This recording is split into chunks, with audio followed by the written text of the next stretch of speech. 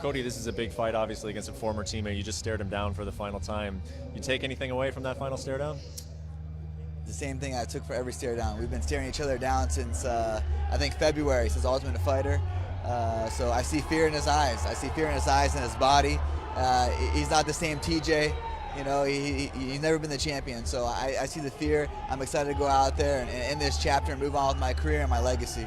Well, this one's an interesting one because you know him so well. So what was he doing that let us in on it? Let the rest of us in on it. What was he doing that showed you fear up there? TJ always puts his guard up. He always puts his fist up. And the last few times that we have, stared down, he hasn't put his hands up. You know, and that's something that TJ always does. So I know I'm in his head.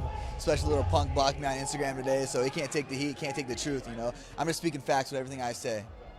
Well, last night you put out a video of you knocking him down at Team Alpha Male, and typically in this sport, that's an unspoken rule where you don't share those types of things. You chose to. Why did you decide to do that? It's not an unspoken rule when TJ, the person that he is, he injures Chris Holdsworth, who has a promising career.